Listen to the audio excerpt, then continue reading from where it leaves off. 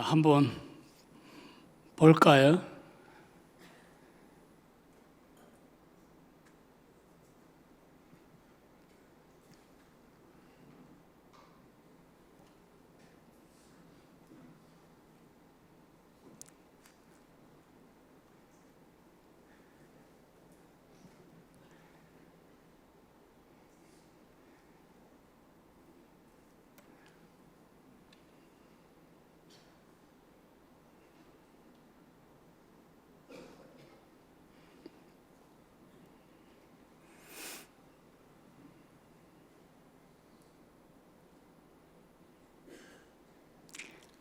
알겠습니다.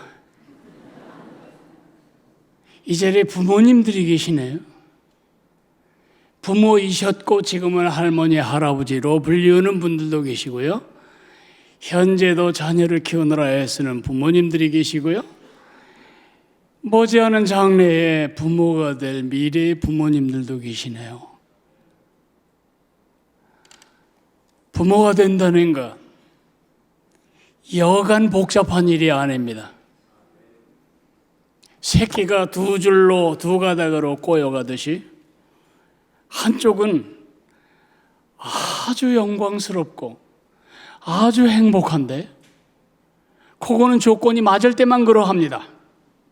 대부분은 자식 키우는 일이 힘들게 느껴집니다. 이 세상에 여러분이 맡은 짐 중에 가장 무겁고 그리고 힘든 짐은 자식이라는 짐입니다. 48년 동안 아버지 노릇을 했고 20년 동안 할아버지 노릇을 해왔던 저는 그 말이 관념이 아니고 제 가슴에 깊은 느낌입니다. 고맙습니다. 하나님이 저를 통해서 여러분에게 오늘 아침 첫 번째로 하실 말씀이 있다면, 얘들아 고맙구나. 왜 그런지는 조금 이따 말씀을 드리겠습니다. 그런데 많은 부모들은 이 자녀를 키우는 일이 너무 힘든 나머지 그 짐에 짓눌려서 삶이 행복하지 않아요.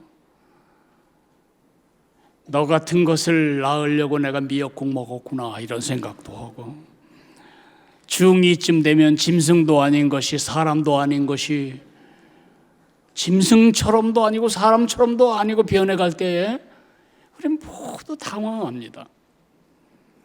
내 자녀가 남들에게 밀리는 듯 싶으면 그 앞이 평생 남의 밑에 밀려 사는 두려움 때문에 잠이 오지 않고, 남들 다 신는 명품 운동화 하나 못 신기면 가난한 부모 만나서 고생했다고 자괴감이 들기도 합니다.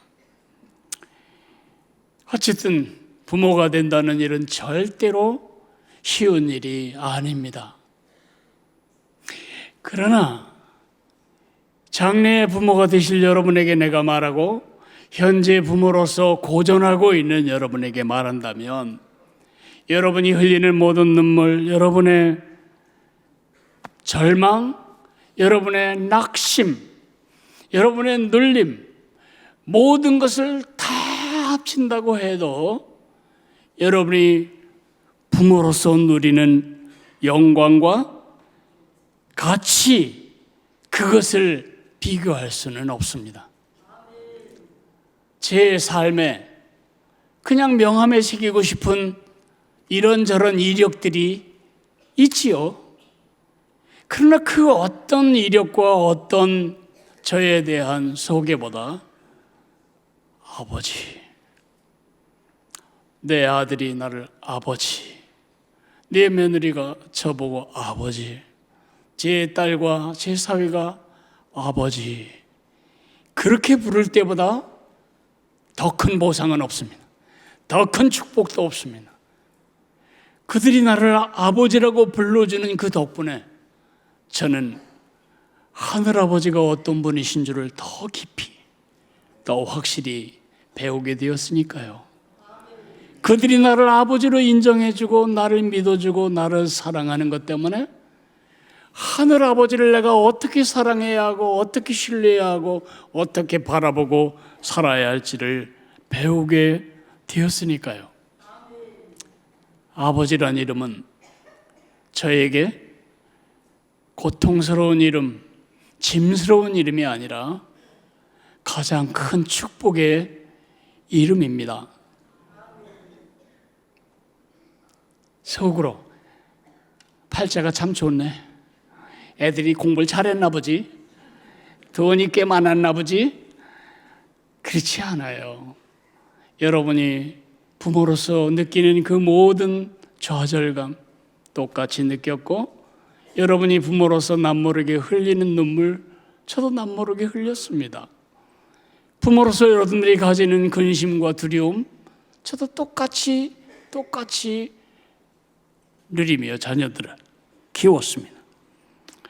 그런데 거짓말이 아니라면 어떻게 아버지 노릇을 한 것이 가장 큰 제 생애의 보람이며 의미며 가치며 가장 큰 사역이며 가장 큰 명예라고 말하는가? 여러분도 그렇게 되었으면 좋겠습니다. 그리고 그렇게 되셔야만 합니다. 그렇게 되는 두 가지 비밀을 말씀드리겠습니다. 그것은 제가 48년 동안 아버지를 해오면서 배운 사사로운 레슨이 아닙니다.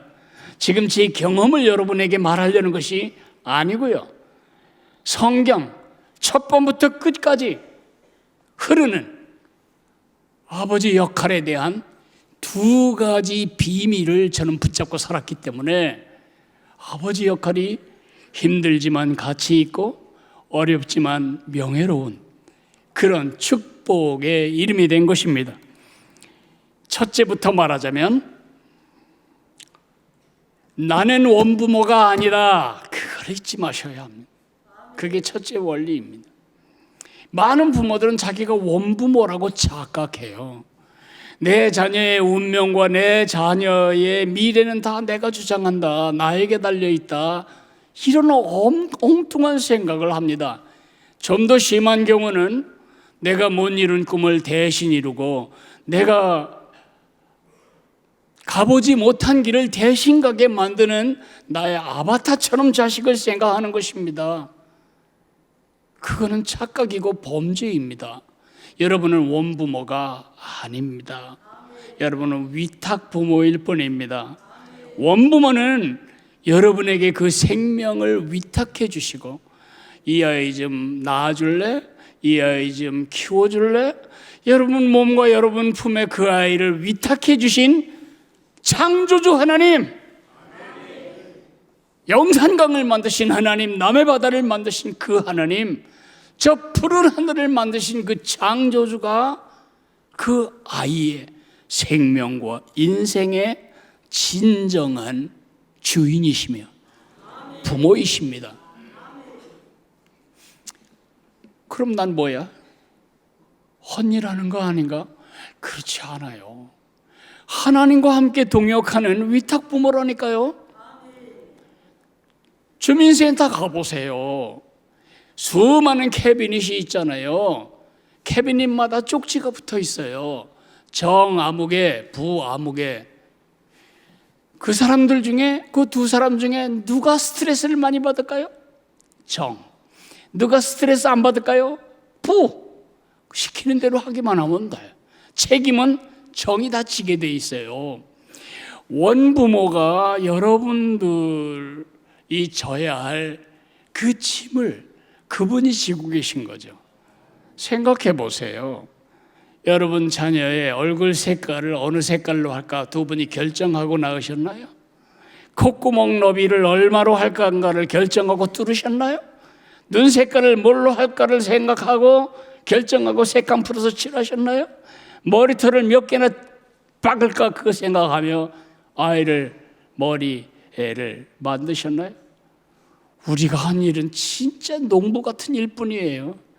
하나님이 주신 생명을 이 속에 넣고 긴 세월 힘은 들었지만 그 시간이 지나니 세상에 눈에도 안 보이는 그 조그만 정자 한 마리가 난자와 만나서 인간이 되었어요.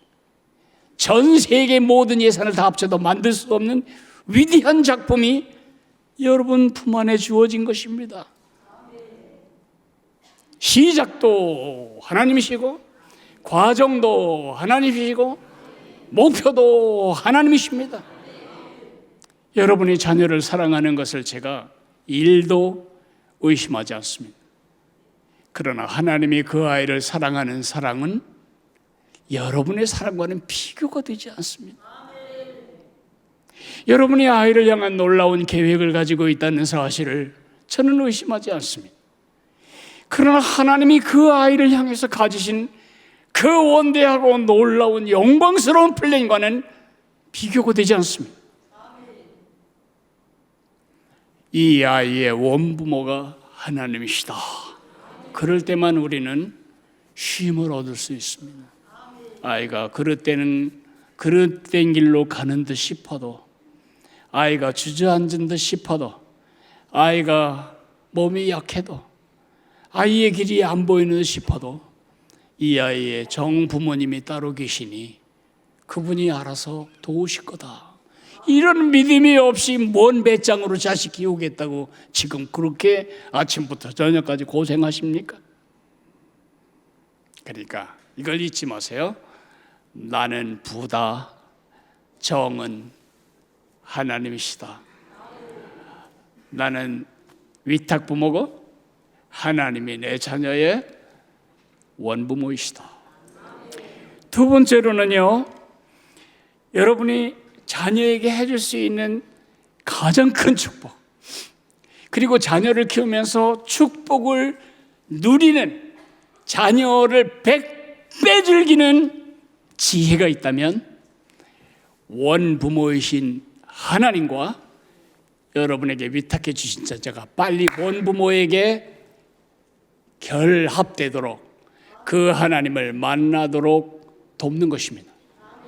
이것이 가장 크고 가장 중요한 여러분의 책임이자 가장 크고 가장 확실한 여러분의 보상이자 가장 크고 확실한 여러분의 지혜입니다. 이 아이가 하나님을 나의 하나님, 나의 아버지로 붙잡고 살기 시작할 때부터 하나님은 그 아이를 통해 이루실 그의 놀라운 플랜을 이루시는 것입니다. 저는 오늘 여러분에게 두 가지 질문을 던지려고 합니다. 왜 우리 자식을 하나님과 연결시켜야지? 두 번째, 어떻게 그게 가능하지? 어떻게 해야지? 내가 아는 방법으로는 교회에 보내는 거 하고, 그저 성경 읽으라고 잔소리하는 거 하고, 교회 안 가면 야단치는 거, 그런 거밖에 없는데 어떻게 해야 되는 거지? 왜, 그리고 어떻게에 대해서 답을 할 텐데, 그 답은 제 경험에서 나온 것이 아니라 하나님의 말씀인 성경에서 나온 것입니다. 오늘 목사님과 함께 읽은 사사기 2장 10절을 다시 한번 소환합니다. 제가 여러분의 느낌을 새롭게 하기 위해서 쉽게 번역된 새 번역으로 읽어드리겠습니다.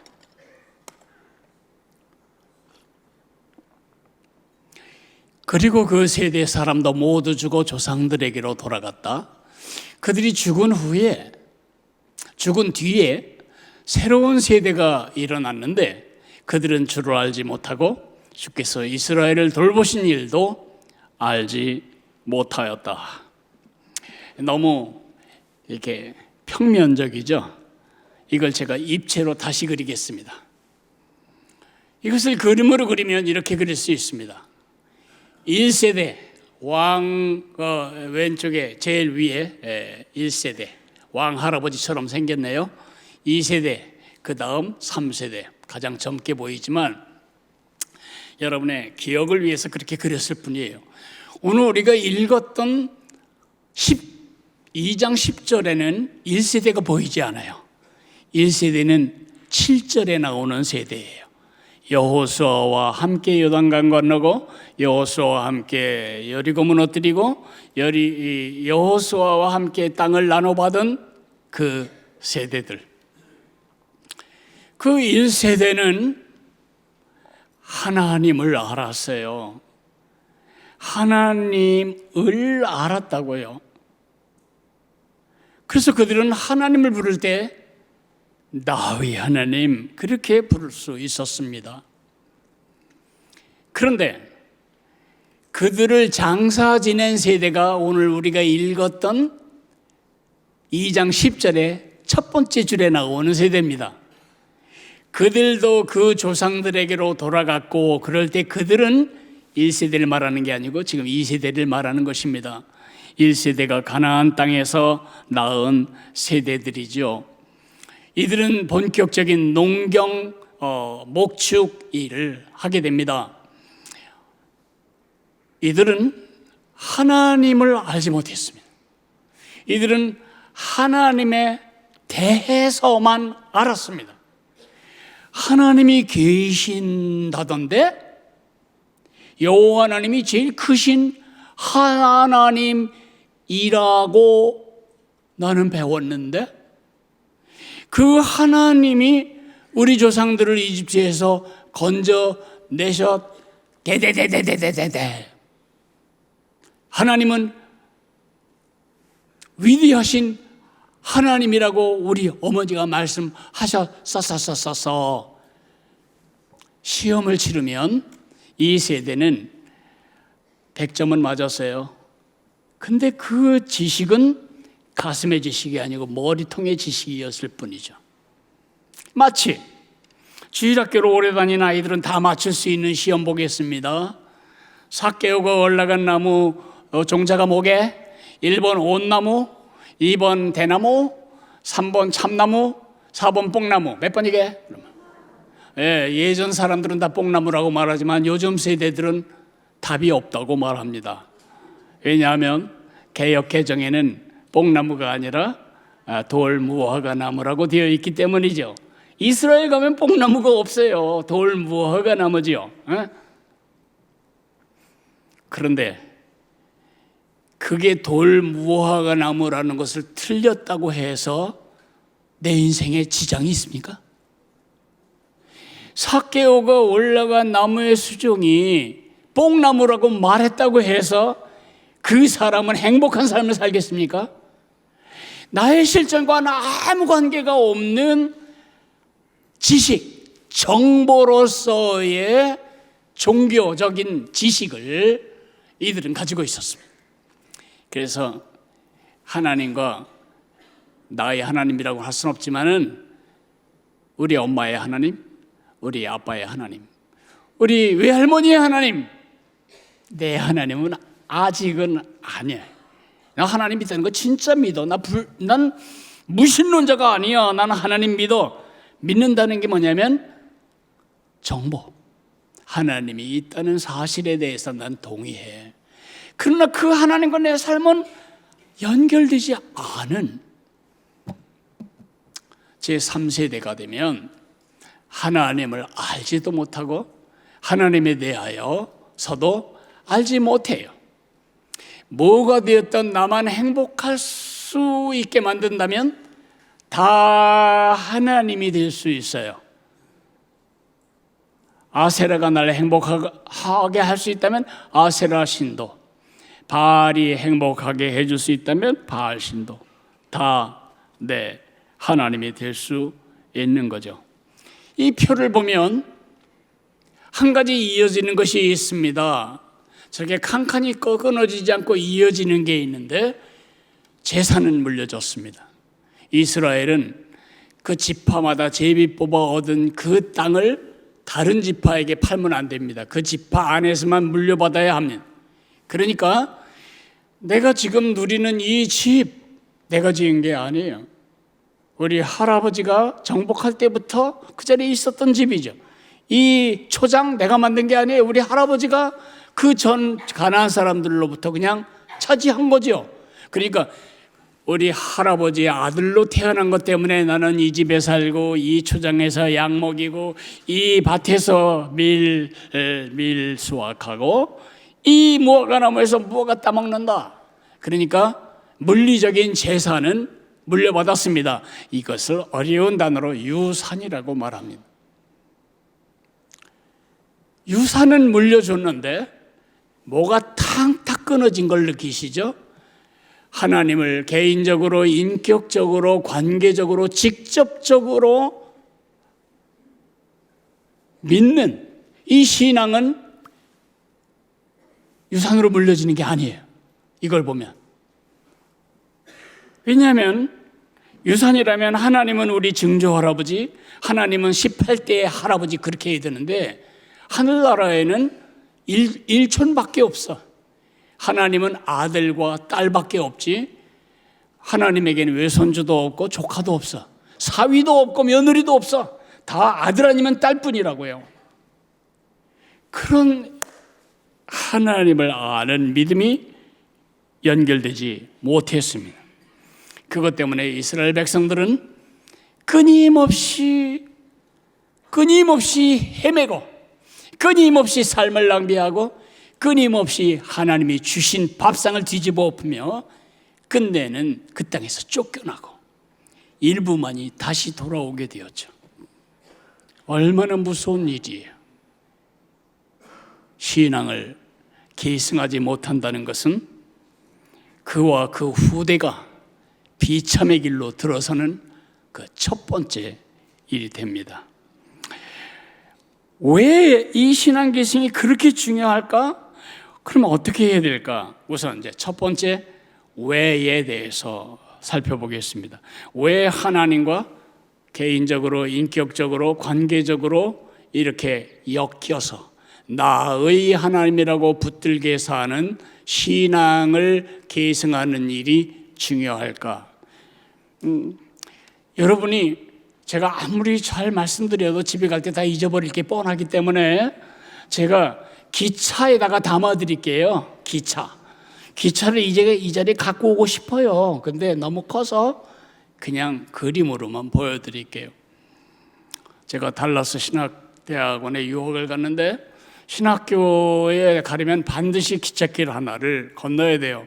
중앙평원을 달리는 이 기차인데 한국의 기차야 뭐 길어야 20칸 뭐 그렇잖아요. 53, 54, 55, 93, 95, 94, 95, 100 아마 눈에서 눈물이 나와요. 너무 그걸 쳐다보고 있으니까 휙 지나가는데 이게 두 칸이 한 칸 같기도 하고 한 칸이 두 칸 같기도 하고 나중엔 눈이 막 헷갈려서 세 길을 포기했어요. 어떤 기차는 4km예요, 길이가. 보통은 200칸 이상 달고 가죠. 기차의 비유를 하겠습니다. 왜 하나님과 우리 아이를 엮어놔야 되냐? 그것도 가능하면 어린 시절에. 그건 기관차 때문입니다. 기관차 볼까요? 기관차는 수많은 열차 칸 중에 하나가 아닙니다. 기관차는 그 모든 딸려있는 열차들의 방향을 결정짓고 목적지를 결정짓고 이 열차들이 움직일 수 있는 동력, 힘을 제공합니다. 만약에 저 기관차가 없다면 200량이 무슨 소용이 있어요? 1cm도 움직이지 못해요. 어디로 가야 할지도 모르고요. 하나님과 우리 아이를 연결하는 건 그런 것입니다. 하나님 없이 어떻게 살아야 할지, 왜 살아야 할지, 뭘 위해 살아야 할지, 무슨 힘으로 살아야 할지 아이들이 어떻게 알겠어요? 그러니까 그저 영끌해서 집 하나 물려주면 내 책임은 끝난다. 그거는 하나님 없는 백성들이 하는 꿈이지. 여러분 그렇게 하시면 진짜 반역적인 꿈을 꾸는 거예요. 네. 하나님은 우리 삶의 기관차 같은 분이세요. 영이 3개면 1000, 영이 3개 더 붙으면 100만, 영이 3개 더 붙으면 10억, 영이 3개 그 앞에 더 붙으면 10억, 100억, 1000억. 내 말이 맞나요? 안 맞아요. 앞에 일자가 없으면 영이 100개라도 아무 소용이 없는 거라고요. 일자가 있어야 영은 의미를 갖잖아요. 아이의 건강, 아이의 미래, 아이의 성적, 아이의 꿈, 하나님의 앞에서 없어져 버리면 그 꿈이 바른 꿈인지 알 수도 없고 그 꿈을 진짜 이룰 수 있을지 아무도 보장할 수 없습니다. 하나님이 주인이시고 하나님이 만드셨으면 70억 인구 중에 딱 하나 있는 그 아이를 통해서만 이루실 하나님의 플랜이 있는데, 아이가 하나님 없이 자라는 것을 방치한다면 여러분은 그 아이를 참으로 사랑하는 사람이 아닙니다. 사사기에 우리가 2장 10절에서 생각할 수 있는 것은 유산은 물려줬는데 신앙은 계승되지 못했다. 왜 그랬을까요? 왜 이들은 신앙을 대물림하는 것을 그렇게 소홀히 하고 우선순위에서 뒤로 밀어놓게 되었을까요? 왜 그랬을까요? 왜 이 일을 가벼운 일로 생각했을까요? 왜 이들은 농사 짓는 일을 자녀가 하나님과 붙잡고 사는 일보다 더 의미 있고 중요한 일이라고 생각하게 되었을까요? 그것은 마음의 불안감 때문이었습니다. 이들은 농사가 익숙지 않았습니다. 가나안 땅에 와서 농사를 짓습니다. 근데 이해할 수 없는 일이 자꾸 벌어지는 것입니다. 여호와 하나님을, 우리 아버지가 섬겼던 그 하나님을 나도 섬기는 것 같은데 어찌 우리 밭에는 깐부기가 피고 전염병이 돌고 짐승들이 와서 집 밟고 가기도 하고, 왜 다른 집 아이는 걸리지도 않는 이상한 병이 우리 자식은 걸리고 다른 집은 다 승승장구하는 것 같은데 왜 우리 집은 3년 동안이나 이 구환이 거치지 않고 반복되는가? 곰곰이 생각해 보니 하나님께 문제가 있어요. 여호와 하나님은 전쟁에는 능하신 분이세요. 여리고도 무너뜨렸지, 남북 가나안을 전체 정복하셨어요. 그런데 농사에는 아주 미숙하셔. 이분이 깐부기 피는 거는 누구 전문이냐면 그 땅의 지방신이었던 바알이 더 잘해. 바알이 비를 내려주지, 아세라가 새끼를 매게 하지. 그러므로 어떻게 해야 될까? 하나님만 가지고는 안 되겠는데 추가, 짜장면 추가, 뭐 라면 사리 추가하는 것처럼 이들은 아세라 추가요. 근데 다른 집 보니까 바알을 섬기는 집이 잘 돼. 바알 추가요. 어떤 집 보니까 몰록을 섬기는데 엄청 번영해. 몰록 추가요. 신을 추가하는 죄를 짓는 것입니다. 그러면 하나님 거기 있는 거 아닌가? 하나님 버림받은 것입니다. 거기 이스라엘 백성들이 단 한 번도 성전을 버린 적이 없어요. 나쁜 왕들이 일시적으로 문을 닫은 적은 있지만 항상 성전에서는 제사가 드려졌고 하나님을 향한 찬양도 있었는데, 하나님은 너희가 나를 버렸다, 너희가 나를 버렸어, 그렇게 서운하게 선지자들을 통해 말씀하시는 이유가 뭘까요? 하나님과의 관계는 신들이 그 추종자들과 갖는 관계와 아주 다르기 때문입니다. 여러분의 남편이 집에 돌아와서 여러분에게 말합니다. 여보, 우리가 너무 속 좁게 살아왔어. 내가 특별히 세상에 나가보니까 불쌍한 여자들이 너무 많아. 외로운 여자도 너무 많고 가난한 여자도 너무 많아. 그래서 나는 당신에게다가 여자 하나 추가, 여자 둘 추가, 여자 세 추가해서 네 부인 데리고 살고 싶은데 어떨까? 그 대신 말이지, 당신은 우선순위 1번이야. 여러분, 우선순위 1번씩이나 쳐주시다니 그러겠습니까? 그 남편 머리를 다 잡아뜯어서 대머리 만들지 않겠습니까? 그 말은 나를 버렸다는 뜻입니다. 그렇죠? 그게 부부간의 관계입니다.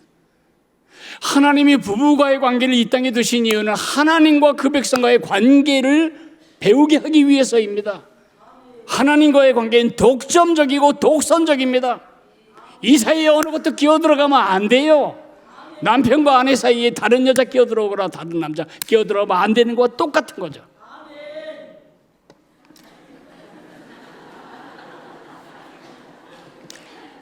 우리는 다를까?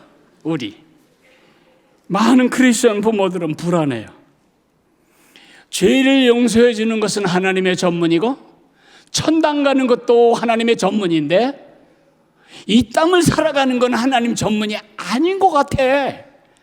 왜냐하면 내가 그렇게 열심히 기도했는데 우리 애 또 떨어졌어. 내가 그렇게 기도하고 확신 갖고 집을 팔았는데 좋은 값 받게 해줬다고 감사헌금까지 드렸는데 세상에 3달 후에 내 집값이 10배나 뛴 거야. 그러면 가슴을 치 하나님 어찌하여 내게 이런 시련을 주시옵니까?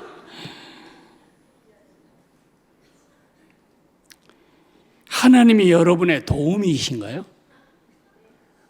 여러분이 주인이고 그분이 무슬이 머슴인가요? 여러분은 이 땅에서 행복하게 살기 위해서 그분이 지금 존재하시는 분이신가요? 그 반대예요. 그분의 영광을 위하여 우리가 지음을 받았고 그분의 영광을 위하여 우리가 밥 먹는 겁니다.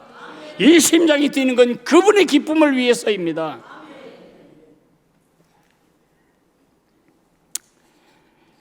자녀들이 행복한 백성으로 살기를 원하신다면 여러분의 행복한 부모 역할을 감당하며 행복한 오늘의 삶과 내일을 누리기를 원하신다면 하루라도 빨리, 갓난아기를 두고 하라는 말 안 해요. 하루라도 더 빨리, 한 살이라도 더 어렸을 때에 하나님 원부모에게 위탁부모 여러분의 위탁아를 빨리 돌려보내시지요. 그 아이가 나의 하나님을 개인적이고 인격적이고 직접적이고 관계적으로 하나님 손을 붙들기만 하면 하나님이 이 아이를 얼마나 놀라운 길로 인도하실까요? 제발 방해하지 마세요. 이 사이에 끼어들어가지고 하나님 노터치, 내 아이는 좋은 학원 가고 좋은 대학 가고 좋은 직장 가야 합니다. 3전 모르세요? 3전. 한 번의 보너스를 6억씩이나 탈 수 있는 이런 길 가야지 우리 애가 한평생 노력해도 1억도 못 모으는 그런 삶을 살아서야 되겠습니까? 하나님, 애 입시 문제만은 노터치. 그러시면 안 됩니다.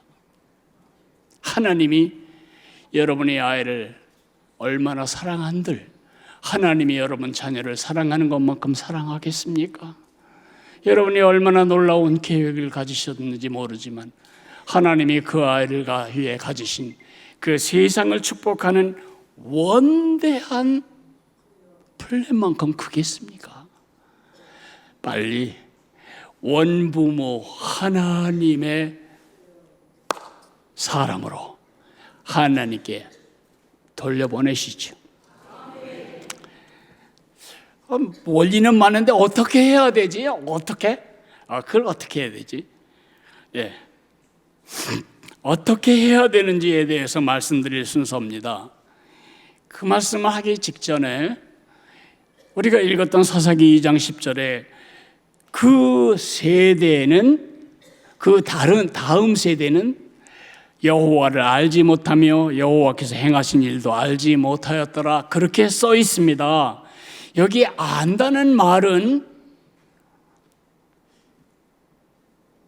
하나님에 대한 정보가 없었다, 하나님에 대한 지식이 모자랐다, 그런 뜻이 아닙니다. 이 단어가 처음 사용된 것은 창세기 4장 1절입니다. 거기 이렇게 써 있습니다. 아담이 하와와 동침함에 하와가 득남하였더라. 그 동침하다는 말이 히브리 말로 야다. 아담이 하와와 야다함에 득남하였더라. 그 야다가 무슨 뜻이냐면 성적 결합을 말해요. 내 아내가 나를 알고 내가 내 아내를 아는 그 깊이에서 누구도 그걸 알 수 없어요. 그건 저와 제 아내 사이의 비밀이에요. 그러니까 제가 남자를 알지 못하고는 어떻게 그런 말씀하십니까? 라고 마리아가 천사에게 대답했는데, 내가 남자를 알지 못하거늘 그 말은 남자가 어떻게 생겼는지 그 종자를 본 적이 없다는 뜻이 아니라 남자와 성적 경험을 직접적으로 관계를 통해 경험한 적이 없거늘 그런 뜻이잖아요. 그러니까 하나님과 직접적이고 인격적이고 관계적으로 경험적으로 이렇게 연결되게 해야 하는데 하나님은 보이지도 않지. 어떻게 이게 되지? 제가 여러분에게 특별한 기구를 하나 보여드리려고 합니다. 아마 여러분들 중에 대부분은 오늘 처음 이것을 보았을 것이라 생각이 됩니다. 이것은 제니 카플러라고 하는 기구입니다. 이거에 100배가 되는 크기가 실물 크기고, 이거는 100분의 1쯤 되는 크기죠. 여러분이 이걸 본 적은 없지만 이거를 계속 이용하고 있습니다. 여러분이 기차를 탈 때마다 칸과 칸 사이를 연결하는 연결쇠가 바로 이 카플러입니다.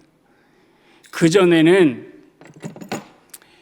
이 앞에 동그란 고리에다가 이런 갈고리를 넣어서 묶고 여기에 핀을 박아서 빠지지 않게 했는데, 이 둘을 연결하면 한 칸 한 칸 그걸 다 집어넣고 핀을 찔러야 하기 때문에 사람이 그 사이에 들어가서 압착해서 다치기도 하고 죽기도 했어요. 1873년에 제니라고 하는 사람이 이 기막힌 장치를 발명을 한 겁니다. 그래서 기차로 기관차로 갔다가 밀면 가서 탁 물려요. 그러면 절대로 빠지지 않습니다. 기차가 이렇게 휜 철로를 따라가도 벗어지지 않습니다. 놀랍죠? 너무 조그매서 여러분이 안 보이실까 봐 크게 보여드리겠습니다.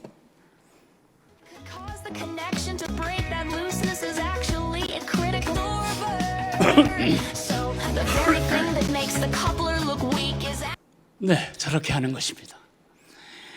여러분, 이미 하나님께서는 이렇게 믿음이 계승되는 방식을 가르쳐 주셨습니다. 신명기 6장 4절에서 9절을 볼까요? 제가 읽어드릴게요. 이스라엘은 들으십시오. 주님은 우리의 하나님이시요 주님은 오직 한 분뿐이십니다. 당신들은 마음을 다하고 뜻을 다하고 힘을 다하여 주 당신들의 하나님을 사랑하십시오. 내가 오늘 당신들에게 명하는 이 말씀을 마음에 새기고 자녀에게 부지런히 가르치며 집에 앉아 있을 때나 길을 갈 때나 누워 있을 때나 일어나 있을 때나 언제든지 가르치십시오. 또 당신들은 그것을 손에 메어 표로 삼고 이마에 붙여 기호로 삼으십시오. 집 문설주와 대문에도 써서 붙이십시오. 기억하기엔 너무 길죠. 제가 기억할 수 있도록 여러분 손 안에 써드리겠습니다. 제 왼손을 잘 보시면 영어 대문자 4개가 들어있습니다. 오늘 아침 쓰라고 주신 것 같지는 않지만 그래도 이용하겠습니다. 첫째 L은 learn, 배우다라는 영어 단어를 생각하시면 됩니다. 하나님을 인격적이고 개인적이고 직접적이고 경험적으로 알아라. 네가 먼저. 부모인 네가 먼저 하나님을 개인적이고 인격적이고 직접적이고 경험적으로 알고, 두 번째 love, 마음과 뜻과 힘을 다하여 그 하나님을 사랑하고 그 말씀을 지키기 위해, 살아내기 위해 문설주에도 붙이고 손목에도 붙잡아 매고 또 이마에도 붙여라. 살라, live. 그리고 이렇게 하나님을 인격적으로, 개인적으로, 직접적으로, 관계적으로 알고 하나님을 마음을 다하여 힘을 다하여 사랑하는 사랑으로 사랑하고 하나님의 말씀대로 살아가는 삶을 내 자녀에게 물려줘라. Leave, L-E-A-V-E. 어떻게 전부 떠로 마신 것 같아요. 영어를 써서 기분이 나빠지신 것 같아서 다시 하겠어요. 춤으로 하겠어요. 이 기절을 내가 춤으로 표현한다면 이거예요. 네가 먼저 알아라. 네가 먼저 사랑하고 네가 먼저 살아라. 하나님과의 그 결속을 네가 먼저, 그리고 그 기관차 같은 하나님의 힘과 능력과 은혜와 진리가 너를 통하게 해라. 삶으로. 그리고 네 자녀와 손자와 함께 그것을 누려라. 그렇게 함으로 그 아이가 나의 하나님이라고 부르게 되는 믿음을 갖게 된다. 여러분이 중간고사에 100점을 맞았으면 좋겠습니다. 이게 뭐예요? 내가 먼저. 이거 뭐예요? 나를 통해. 뭐예요? 나와 함께. 내가 먼저, 나를 통해, 나와 함께. 이게 신앙 계승의 가장 기본적인 원리입니다. 이 원리는 아브라함 할아버지가 이미 시범을 보여주셨습니다. 아브라함 할아버지는 갈대아 우르에 살던 사람입니다. 오늘날 홍콩이나 뉴욕 정도의 대도시였죠. 근데 이분이 평생 살아간 주택 형태는 텐트였습니다. 천막은요, 1년에 한 번 등산 가서 하룻밤 자는 것이 제일 행복해요. 집이 없어서 여기 영산강변에 텐트 치고 2년 살아보세요. 여러분 다 디스크 걸리고 화병 나서 죽어요. 그런데 아브라함은 자기만 그렇게 산 게 아니고 자기 아들 이삭, 자기 손자 야곱과 더불어 장막에 거하였어요. 왜요? 왜? 손자가 묻겠죠. 할아버지, 갈대아 우르에서 오셨다면요? 그랬지. 거기 도시라면요? 그랬지. 집도 있었겠네요. 집뿐이냐 건물도 있었지. 그런데 왜 할아버지는 이렇게 텐트에 사세요? 그건 말이다. 우리는 나그네야. 우리의 진짜 집은 저 하늘에 있어.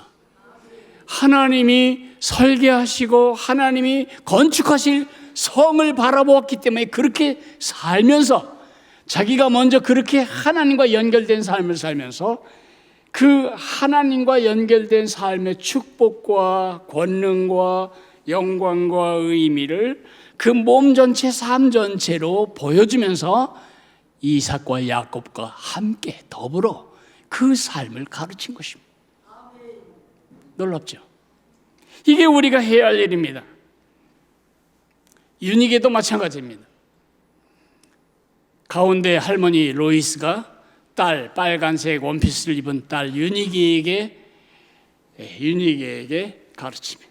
그리고 디모데가 함께 살면서 그것을 배웁니다. 여러분이 주일학교에 아이들 보내는 것으로 신앙 계승이 이루어질 거라고 생각하면 큰 착각입니다. 이제 우리 말씀을 마무리해 가면서 우리 상태를 한번 체크해 볼까요? 1번,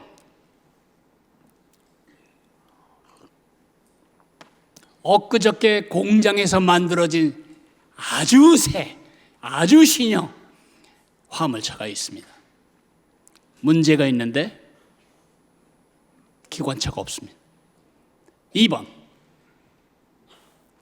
기관차도 있고 화차도 2개나 연결되어 있는데 3번 화차 사이에 연결이 끊어졌습니다. 우리 어머니와 우리 할머니와 우리 어머니까지, 아니 우리 어머니와 나까지는 왔는데 내 아들 내가 지금 끊어졌어. 내 아들은 교회 오고 싶어 하지 않아. 완전히 세상으로 가버린 것 같아요. 3번, 여러분이 1번과 2번을 원하진 않을 것입니다. 모두가 다 3번처럼 되기를 원하실 것입니다. 그렇죠?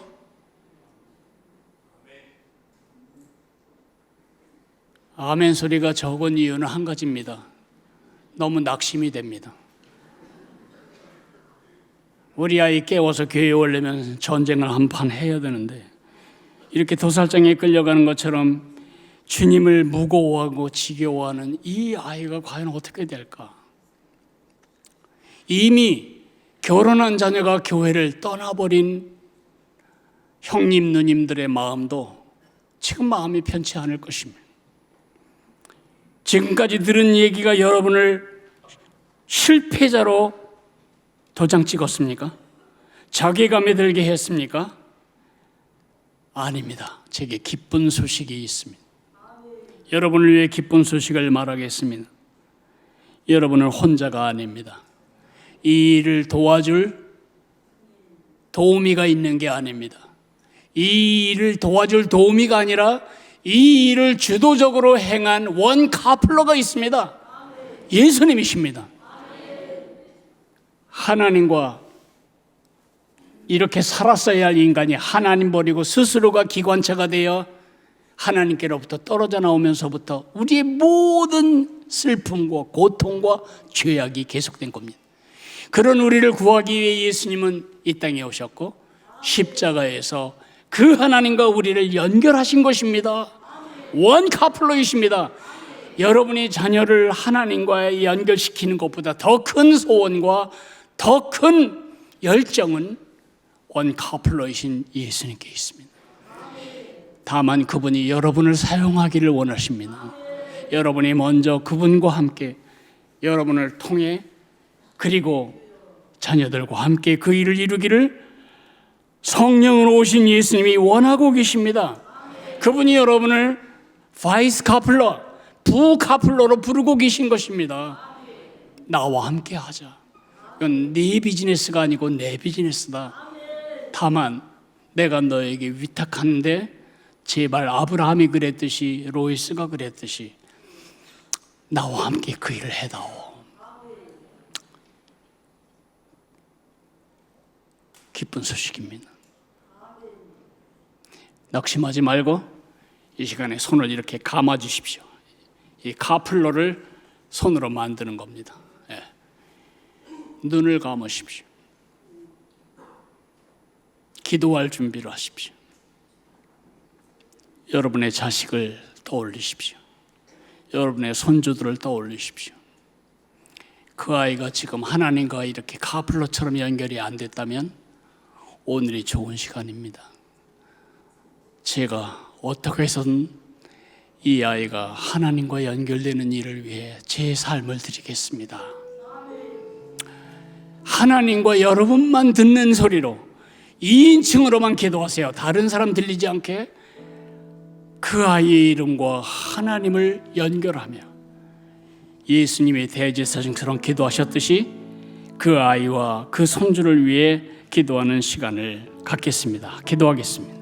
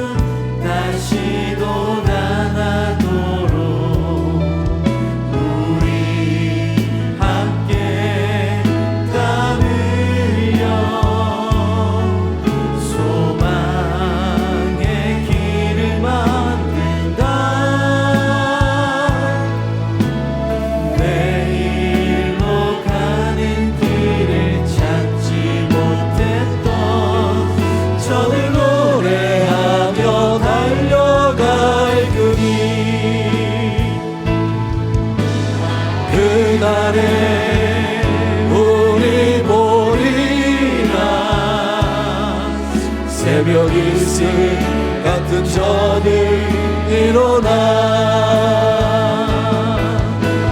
뜨거운 가슴 사랑의 손으로 이 땅 치유하며 행진할 때 오래 황폐하였던 이 땅 어리석은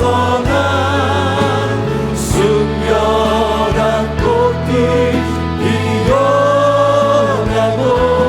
푸른 의의 나무가 가득한 세상 우리 함께 보리라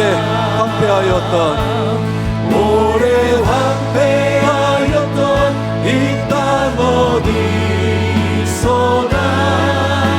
순결한 꽃들 피어나고 푸른 의의 나무가 가득한 세상 우리 함께 보리라. 우리 다시 한번 결단하며 기도하기 원합니다. 하나님, 유산이 아닌 신앙을 계승하는 부모 되게 하여 주옵소서. 원부모이신 하나님과 우리 자녀들, 우리 교회에 맡겨주신 다음 세대들 전인격적으로 접붙여 주옵소서. 하나님을 내가 알고 나를 통해 하나님을 알게 하는 그런 역사 있게 하여 주옵소서. 우리 주여 한번 부르고 합심해서 기도하겠습니다. 주여. 하나님 아버지, 하나님 오늘 양성원 목사님 통하여서 우리가 꼭 들어야 할 말씀 듣게 하여 주시니 감사합니다. 하나님, 유산을 물려준 신앙을 계승하는 그런 지혜로운 부모, 행복한 부모로 우리가 살아가게 하여 주시고, 아버지 원부모이신 하나님과 우리에게 위탁해 주신 우리 자녀들, 우리 교회에 위탁해 주신 우리 다음 세대들, 미래 세대들 전인격적으로 붙여서 떨어지지 아니하고 그들을 통해 지역과 민족과 열방을 복되게 하는 역사를 만들어가게 하여 주시옵소서.